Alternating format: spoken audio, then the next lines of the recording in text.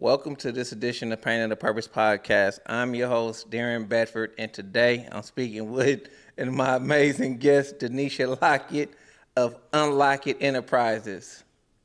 That's me. How you doing today?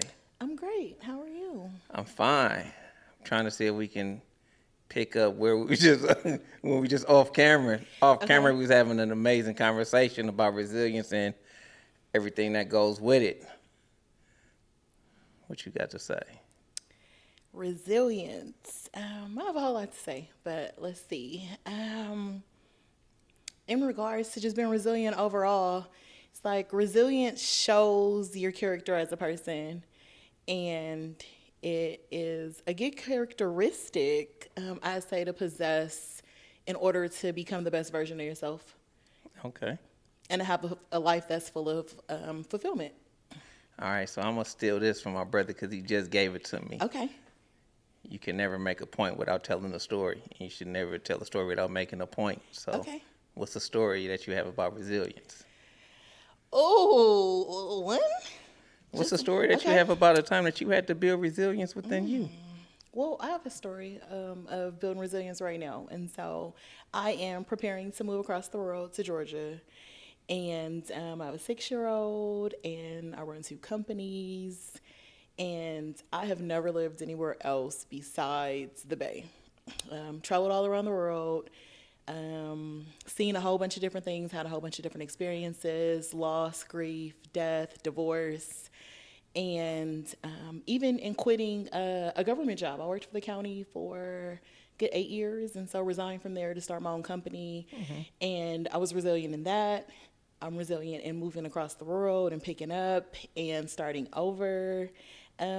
Resilience is just part of my foundation, like in everything that I've had to overcome, and losing my mom, all 4 grandparents, in the murder of my ex-husband. It's, resilience, resilience, resilience, resilience, because I refuse to allow my circumstances and situations to keep me in a space that I don't want to be in life. Okay, I can understand that. So you started off with the move to Atlanta. I did. What kind of anxiety has that created? Tons and tons and tons. I had the realization, and I don't know whose quote this is, but fear is excitement without breath. And I realized that I'm excited that I'm moving, yet I'm fearful, and it's a lot of fear around the unknown. And the fear around the unknown causes this anxiety because you don't know what is next. It's like, and I can plan, plan, plan, but things always go in divine order and according to like the divine plan and not your own, right? And so it's like you Correct. can be prepared. It's like, and then things won't go anything like you thought they were gonna go. And so it's taught me to be in a space of like surrendering and completely releasing control, because I don't have any control over all these things, and exhausting all this energy on the things that I don't have any control over are depleting and increasing the anxiety, because it's like it's like your system is in this state of shock, Is that it? right? Okay. Okay. So, what do you do to control the anxiety? First, I become the aware that it is anxiety. And so it's like with all these things happening, it's the awareness. Like I stop. It's like okay, like wait, what's happening? It's like I feel myself like flashing, spazzing out, like just in a space where it's not like my normal state of peace. Okay. And it's like I connect enough to myself, which is like taking the deep breath to check in with myself to see like, okay, like what's happening right now. And it's like it's just too much. And so in that moment, it's like, okay, let me take a deep breath, because in the anxiety, I feel like there's a lack of breath and everything is just moving super fast, right? And it's like, oh shit, like I'm panicking, right? Essentially. And so I come into the moment and check in and become aware and take breaths. So, which is two of the 7 principles of resilience. Okay. One, being self-aware, and two, mindfulness, which can include taking deep breaths, Okay. slowing your body down.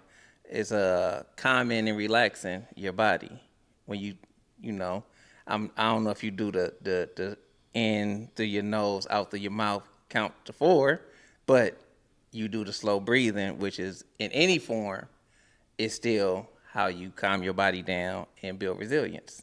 And so I learned the breathing, the count to 4. Um, I don't know if you're familiar with Esther and Abraham Hicks getting to the vortex, the law of attraction, right? Okay. And so they have like this meditation, and I used to play it over and over as I slept to rewire some things, right? Or to rewire some patterns and some beliefs. And so it's like you breathe in, and then she would tell you when to exhale, right? And so in my analytical overcounting mind, I realized that it was you breathe in 4, hold, and then you exhale for 8, which makes you breathe out longer than you were breathing in to really get out what you're holding on to.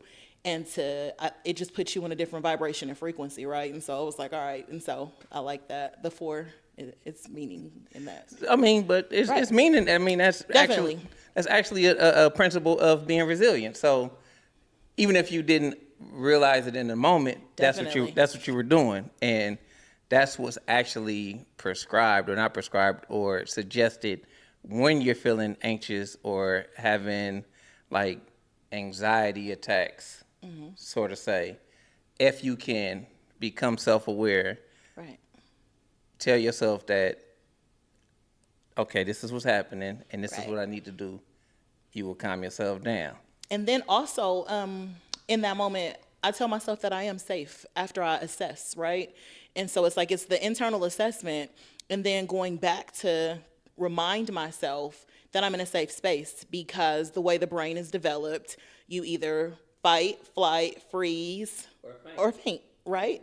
And so it's when you're wired thinking that it's an emergency, it's like, hey, like you just can't breathe because you just had to switch moving companies. It's not a lion, tiger, or bear getting ready to attack you. And so it's like, calm your body down to be in alignment with your mind to realize the space that you're in is still a safe space. And it's like, okay, I'm safe.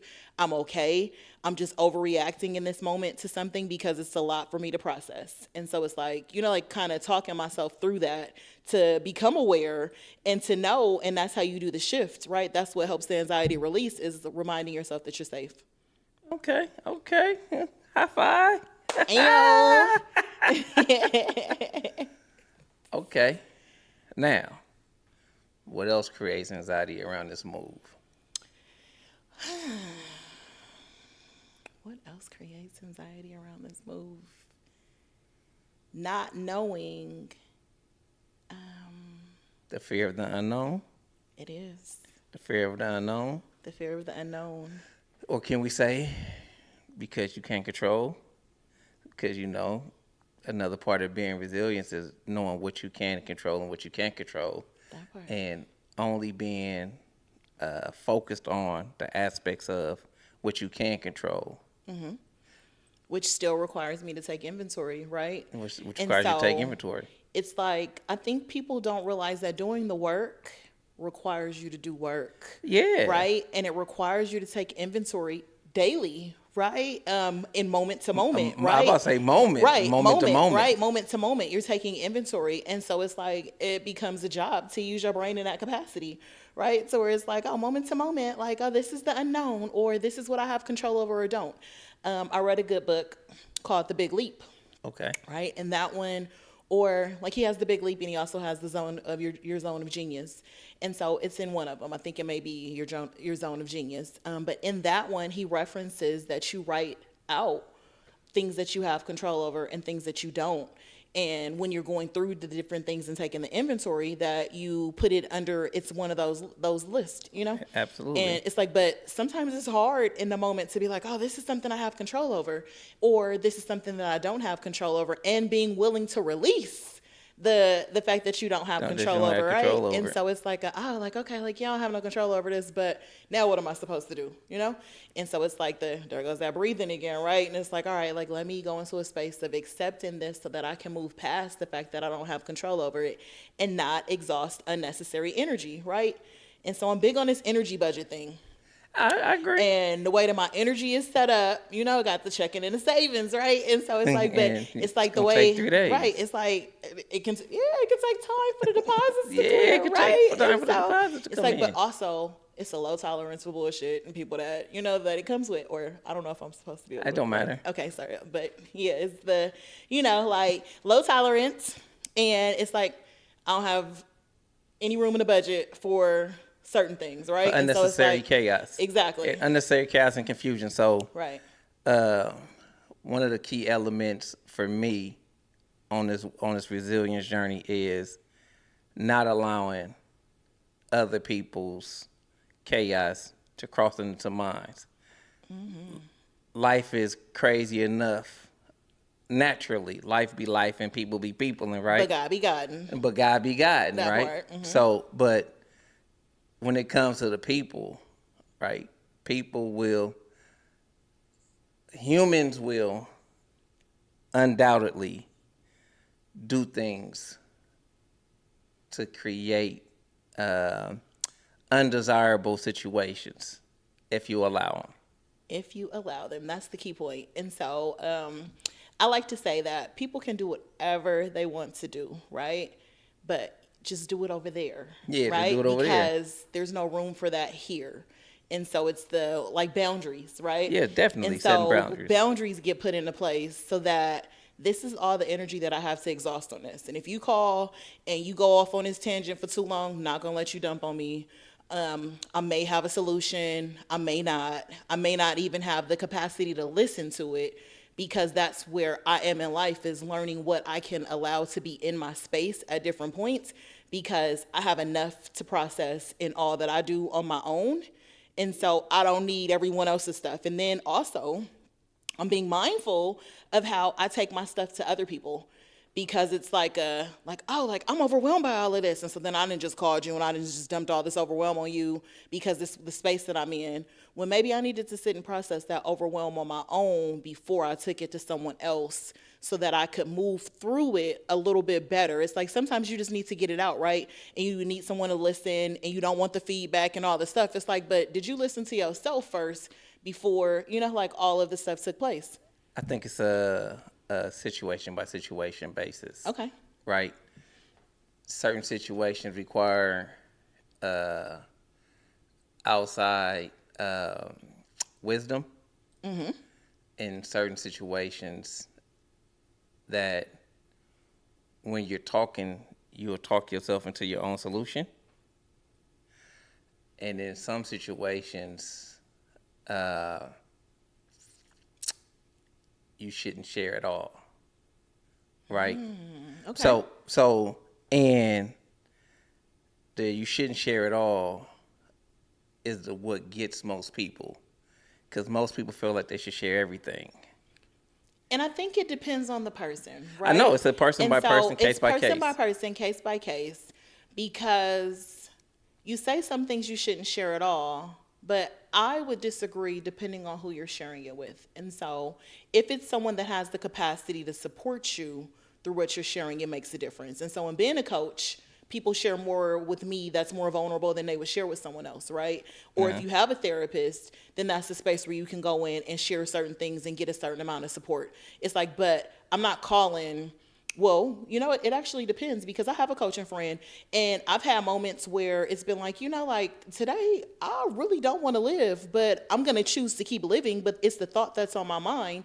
And I feel like it's a safe enough space to communicate that with that friend, And so it's like, I would say that, and then it's when your friend may ask more information, or maybe you need to get that out because it's a spirit that's in you that needs some support from someone that can see that that's not the space that you should be in that moment, right? And so that's why it's like it's a slippery slope. Yeah, exactly, because it's like sometimes you do need to call somebody that can help you get back on the right path when your brain is not on course, So let me switch that then. Okay. Some things you should only share with a professional. I'll receive that. So some things you should only share with a professional. Some things that, as you're talking, you're going to give yourself the own answers, and then some things as we share them with other people I always reframe it with the know, love, and trust, right? This person has to know you. You have to love them, and it should be some level of trust between the two of you. Because that creates a safe space. Because that creates a safe space, and you will receive the information that they give you Exactly. better, right? And so but I find most times we give ourselves our own answers. But it is situations where the information or the situation is extremely heavy, and some people don't have the capacity to talk to themselves or talk, Exactly, because they're and not connected to themselves. and they're And not so if you're connected to extremely themselves. disconnected from yourself, then So you don't yeah, even need to talk to yourself. Like, because yourself can't be trusted, Eh, right? And so it's the level of the work that you've done to be able to talk to yourself, because there are different parts of yourself that are speaking, but ultimately the voice that you're listening for inside is the voice from God, right? And true. so it's like, and that's the spirit that's inside of you that you're connected to. But if you ain't done no work to connect, it's like, like the radio frequency, like, oh, this channel is a little staticky. Like you can hear part of the radio station or the song, but you can't hear the complete message because your connection is interrupted, right? And so Yeah. it's like doing that work to connect to yourself, to know that you can trust yourself and that you don't always have to go seek outside of yourself or something, because everything that you ultimately need is inside of yourself. Okay. So, what's the tip that you would give someone to help connect to themselves Ooh, that's as a good as a one. coach? As a coach, take time to take inventory, right? And so I like to use the word take inventory because in order to get to somewhere you're trying to get to, you have to have a destination, or you have to have a starting point, right? And so you have to know where you are. And so if you don't know where you are, you can't get to where you're trying to go to, right? And so first is the becoming aware of where you are. And Okay. it's like, okay, like if I go inside right now, it's like where I am. I'm nervous about this move. I'm excited to be in this space with you. Um, I am Thank you. overwhelmed. No problem. I'm overwhelmed by the fact that I haven't packed and the movers come in less than a week. Um, I am excited that my daughter's getting to spend time with friends and family and having a good time where she is. I'm worried that when I get to this destination, blasey, blasey, blasey, right? And so it's like that's where I am in this moment, right? It's like, but I also am in a space where I have this immense level of inner peace because I know that God carries me everywhere I go, and that in all that I've been through and overcome, that I've always been all right and that I always will be all right, right? Yeah. And so in that knowing, it's like, all right, I have all these different things going, but that's what's at the core, right? And I have like this unwavering trust to where it's like, oh, okay, like I quit my county job and, like didn't know what was necessarily next. And it's 12 years later and I'm doing well, And so it's like going within, Going within, right? but To see where you are. you just brought up a valid point about resilience. Resilience is being able to be self-aware, self-reflect, go back, review a time that you were put in a situation and that you overcame, right? And that builds the self-confidence within you, which ultimately leads to better a higher level of resilience because it like builds on each other. Right, it's the revisiting your track record, It's the right? revisiting your track And record. so it's like your successful track record, right? It's Yeah. like, because there's been moments where there hasn't been success, but that doesn't, like that adds to it, but it doesn't define you, right? Yeah. And so it's like, okay, like, oh, success is like, this is my track record. Like, I know that I've made it through this, I've made it through that, I've made it through this, and so it's like, oh well, why can't I make it through that or this, And But so but when you're going through something such as the anxiety from moving or anything, right? Anytime you can self-reflect and pull up a time on your track record where you successfully came through something, at one point you had no idea how you was going to get through that, and you successfully came out on the other side, you now can look at a personal situation and pull that strength and that resilience from that situation exactly, into the current situation, right, and give yourself a sense of peace right. and restore that hope And so because it's borrowing. it's borrowing It's that hope. borrowing, Yeah. but it's borrowing your own resilience from Yeah. other moments, right? And Yeah. so I went to a conference last year, and the topic was I and Women Believe, right? And so in there, or at the conference, someone said, borrow someone else's belief until you can have your own, Yes. right? And so Absolutely. it's like borrow from other people's resilience, but borrow from your own as well, Yeah. right? And so Be more so borrowed from your your own. own, but it's Yes. like if you see that someone else is overcoming all these different things, it's like and you're not too much different from that person. It's like I've seen you overcome a whole bunch of different things. I saw you hit, just in a celebratory space. I saw you hit. I don't want to put your financial Nah, don't business do out that. there, Don't do right? that. But I Don't do seen you hit a that. number, right? Right. And Don't so do I that. saw you hit a number, right? And it was like, oh well, if he can hit that number, I can hit that number, right? Then I saw like four other people around me hit this similar number, right? Yeah. And then it was like, then I hit that number, right? Because I borrowed the belief and the resilience, and like I picked your brain, And and then you so seen it was possible. it So shows you what's possible. it part of the whole resilience journey. I call it a journey because I don't think you ever get to a final destination. Right. It's always going to be another level unlocked. Unlocking You it, know, unlock it. You know what I yes. mean? There'll always be another level to unlock. So at the end of the day, right, when it comes back to the move, right, you should have now realized in this conversation that you have everything that you need inside you to not be anxious, to not be fearful, to not feel helpless, right? So all of those things go against, or they test your resilience, right? And so you got this. Thank you. You got this. I was gonna say I need a shirt that says "I got this," right? Because I do believe that I got this. I keep reminding myself that I got this, and in the midst of the reminders and the anxiety that does come up, right? Yeah. It's like acknowledging it and then allowing it to pass, because the anxiety isn't dictating my move or my experience, It's just but I something am that aware it's just that something it you're is an experiencing in the emotion moment. that I'm experiencing it, and I'm acknowledging that it's present so that I'm not downplaying, making it seem like it doesn't exist, right?